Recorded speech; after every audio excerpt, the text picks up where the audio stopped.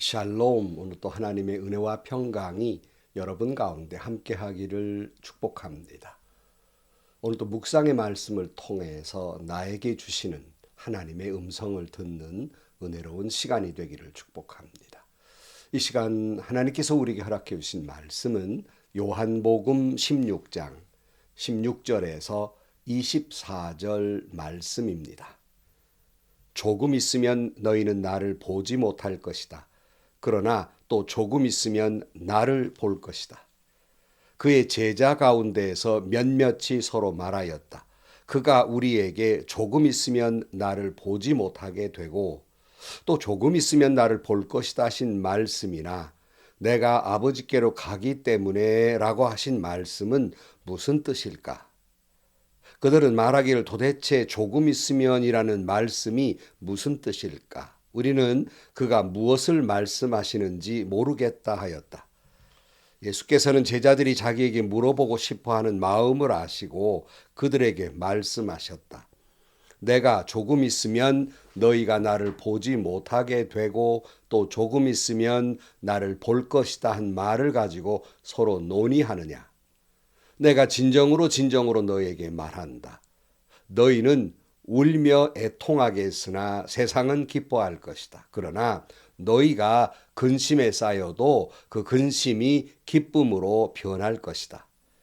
여자가 해산할 때에는 근심에 잠긴다. 진통할 때가 왔기 때문이다. 그러나 아이를 낳으면 사람이 세상에 태어났다는 기쁨 때문에 그 고통을 더 이상 기억하지 않는다. 이와 같이 지금 너희가 근심에 쌓여 있지만 내가 다시 너희를 볼 때에는 너희의 마음이 기쁠 것이며 그 기쁨을 너희에게서 빼앗을 사람이 없을 것이다. 그날에는 너희가 나에게 아무것도 묻지 않을 것이다. 내가 진정으로 너에게 말한다. 너희가 아버지께 구하는 것은 무엇이나 아버지께서 내 이름으로 주실 것이다. 지금까지는 너희가 아무것도 내 이름으로 구하지 않았다. 구하여라. 그러면 받을 것이다. 그래서 너희의 기쁨이 넘치게 될 것이다. 아멘. 예수님은 제자들에게 십자가의 고통을 통해서 하나님의 놀라우신 그 역사, 모든 인간들을 구원하시는 그 사명을 마치고 제자들 곁을 떠나게 될 것이다 말씀하고 있고, 예수님이 떠나셨을 때 장차 제자들이 겪을 많은 고통들, 그러니까 너희들이 세상으로부터 미움을 받을 것이고 또 박해를 받을 것이고 심지어 너희를 죽이려 드는 사람도 있을 것이다, 이렇게 말씀을 하셔요. 그러나 너희가 근심하고 슬퍼하지 말 것은 오히려 내가 너희를 떠나는 것이 너희에게는 유익이 될 것이다. 왜냐하면 내가 하나님께 구할 것이고 그 구함에 따라 하나님께서 성령을 너희에게 보내어 주실 것인데, 그 성령이 너희 안에 거하시고 성령이 너희를 인도하실 것이고 성령이 너희들을 예수님의 말씀을 깨우치게 하실 것이고 예수님의 말씀을 생각나게 하실 것이고 그 고난과 역경을 감당할 수 있는 능력도 주실 것이기 때문에 도리어 내가 떠나는 것이 너희에게 유익하게 될 것이다. 그러나 성령이면 한편으로는 세상을 책망할 것인데 죄와 진리와 심판에 대해서 잘 착각하고 있는 세상을 향해서 성령이 책망하실 것이다. 이렇게 지난번에 말씀을 하시고는 계속해서 말씀을 하십니다. 오늘 본문 16절 말씀입니다. 조금 있으면 너희는 나를 보지 못할 것이다. 그러나 또 조금 있으면 나를 볼 것이다. 좀 알쏭달쏭한 말씀을 하십니다. 아니, 조금 있으면 예수를 보지 못할 것인데 또 조금 있으면 예수를 볼 것이라는 말씀의 의미가 뭘까? 우리는 이미 그 나중을 알기 때문에 잘 알고 있습니다.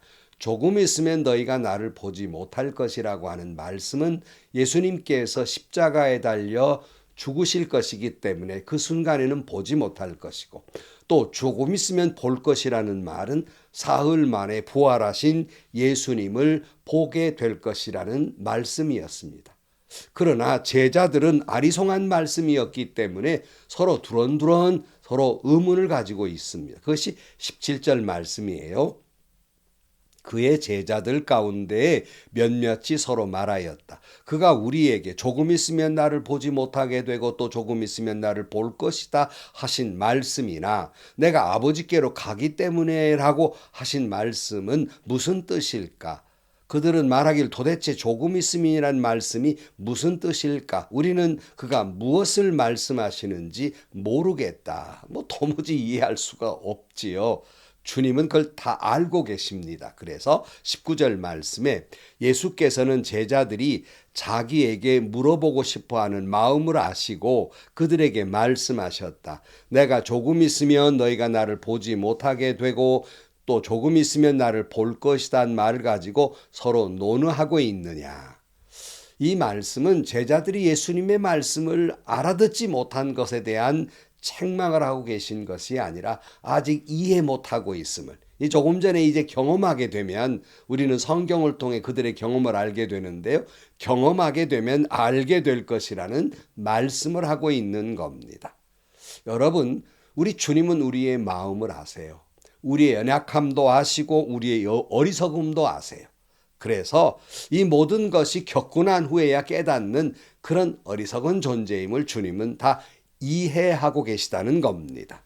그러므로 우리 주님은 혹여 나의 믿음 없는 것을 부족함을 책망하시는 분이 아닙니다. 내가 믿음이 부족함에도 불구하고 그럼에도 나를 버리지도 아니하시고 나를 떠나지도 아니하시고 기다리고 계시는 거예요. 마치 그 자녀들이 부모의 말을 도무지 이해 못하고 있지만은 후에는 알게 될 것이기 때문에. 그래 부모님들이 그러잖아요. 네가 부모 돼봐라. 이제 내 말이 무슨 말인지 왜 이렇게 말하는지 나중에는 알 것이다. 이 부모님이 그 자녀들이 아직 부모가 돼보지 못했으니까 부모 마음을 이해하지 못하는 것을 부모님들은 책망하기보다는 이해하고 있다는 거예요. 뒤에 주님이 이제 여인의 아이 낳는 것에 대한 말씀을 하고 있습니다만은 여성이 아이를 낳고 난 후에야 엄마 생각이 그렇게 난다고 해요. 왜냐하면 우리 엄마가 나를 이 고통 가운데 낳았구나 하는 걸 경험하고서야 알게 되더라는 거예요.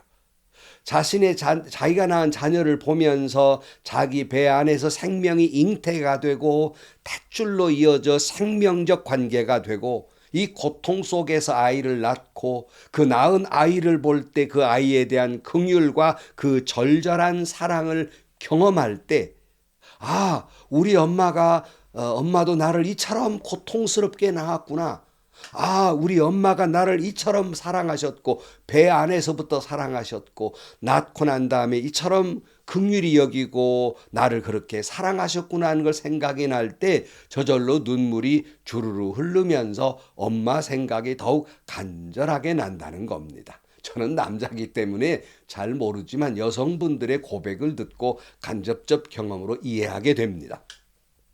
그러니까 여성분들은 자신이 아이를 출산하고서야 엄마가 되고 보고서야 엄마라는 존재를 이해하고 엄마의 사랑을 깨닫게 되고 또 사랑과 긍휼과 기쁨을 갖게 되는 겁니다.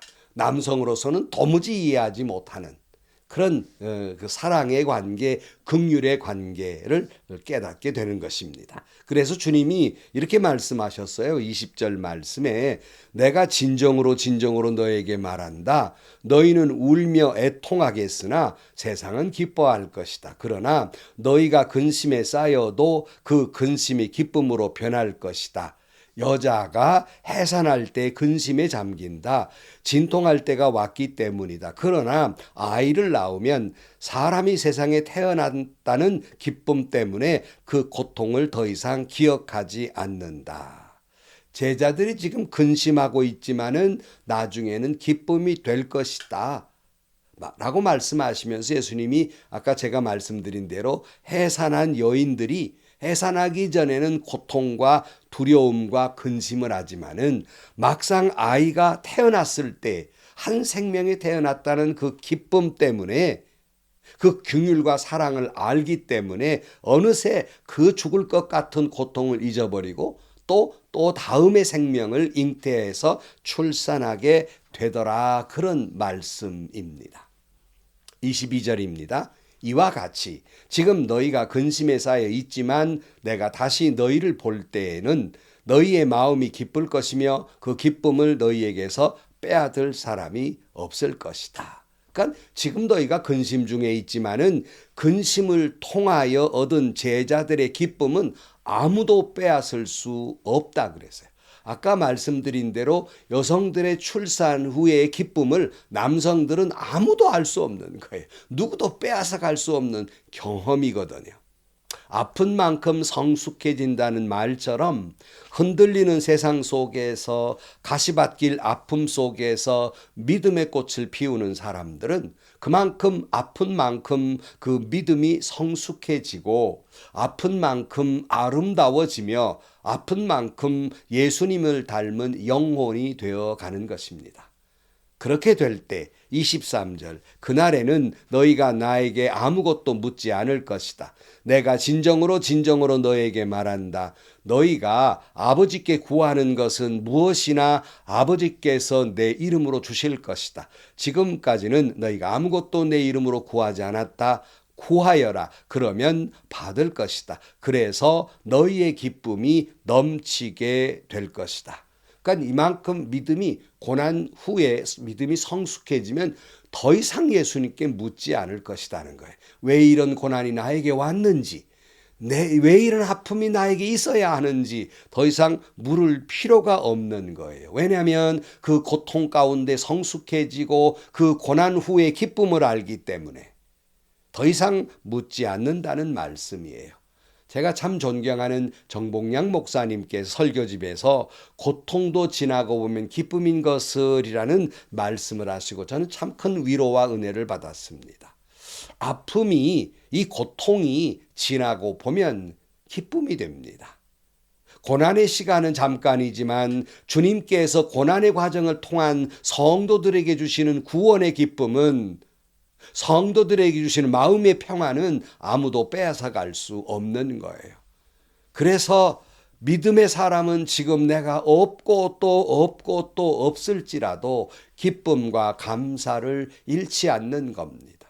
이 고백을 하박국 선지자가 하박국 3장 17절 이하에 무화과 나무에 과일이 없고 포도나무에 열매가 없을지라도 올리브나무에 딸 것이 없고 밭에서 거두어 들일 것이 없을지라도 우리의 양이 없고 외양간에 소가 없을지라도 나는 주 안에서 즐거워하련다. 나를 구원하신 하나님 앞에서 기뻐하련다.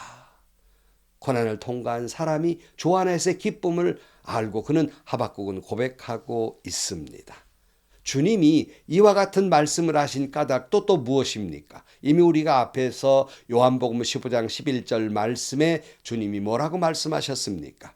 내가 너희에게 이러한 말을 하는 것은 내 기쁨이 너희 안에 있게 하고 또 너희의 기쁨이 넘치게 하려는 것이다.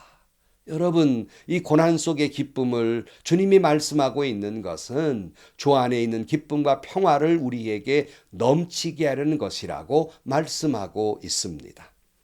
제가 여러 번 소개한 도종환 시인의 흔들리며 피는 꽃이라는 시를 참 좋아하는데요. 흔들리지 않고 피는 꽃이 어디 있으랴? 이 세상 그 어떤 아름다운 꽃들도 다 흔들리면서 피었나니 흔들리면서 줄기를 곧게 세웠나니 흔들리지 않고 가는 사랑이 어디 있으랴? 젖지 않고 피는 꽃이 어디 있으랴? 이 세상 그 어떤 빛나는 꽃들도 다 젖으며 피었나니 바람과 비에 젖으며 꽃잎 따뜻하게 피었나니 젖지 않고 가는 삶이 어디 있으랴? 사랑하는 성도 여러분, 흔들리지 않고 피는 꽃이 어디 있겠습니까? 우리 믿음의 사람들도 흔들리며 그러나 내 중심에 그 줄기 곧게 예수 그리스도를 붙들 때 십자가의 아름다운 사랑의 꽃을 피우게 될 것입니다. 젖지 않고 피는 꽃이 어디 있겠습니까? 아픔 속에 눈물을 흘리며 그 눈물을 훔쳐가면서 아름다운 믿음의 꽃을 피우게 될 것입니다. 그 안에서 주시는 주님의 기쁨과 평화가 여러분에게 충만하게 될 것입니다. 성도 여러분, 오늘 고난의 밤을 지새울지라도 주님이 주시는 기쁨을, 평화를 한껏 누리며 살아가는 여러분들이 되시기를 주님의 이름으로 간절히 축원합니다. 기도하시겠습니다. 하나님, 제자들이 근심하고 걱정하듯이 우리는 세상을 살면서 이런저런 문제로 흔들리고 걱정하고 눈물 흘리며 마음의 상처를 부여안고 살아가고 있습니다. 그러나 그 속에서도 그런 여러 가지 과정 속에서 아픈 만큼 성숙해지듯이 주님 우리 안에 계시사 역사하시고 깨우쳐 주셔서 더욱 믿음을 성숙해 하시고 더욱이 저희들 그 신앙의 아름다운 꽃을 피우게 하여 주옵소서.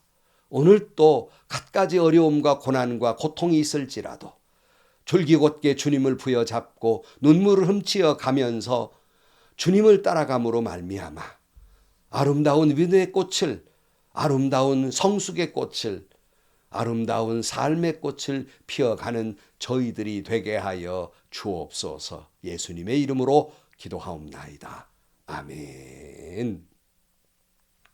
성도 여러분, 어디 근심 없는 사람이 어디 있겠습니까? 그러나 여러분, 때로는 험한 세파에 흔들리기도 하고 비바람 눈보라에 고통스럽지만 줄기곧게 주님을 부여잡고 믿음의 아름다운 꽃 피우고 성숙한 신앙을 갖고 그 속에서 주시는 구원의 기쁨, 그 안에서 주시는 그 기쁨과 평안이 넘쳐나는 여러분들이 되시기를 주의 이름으로 간절히 축원합니다.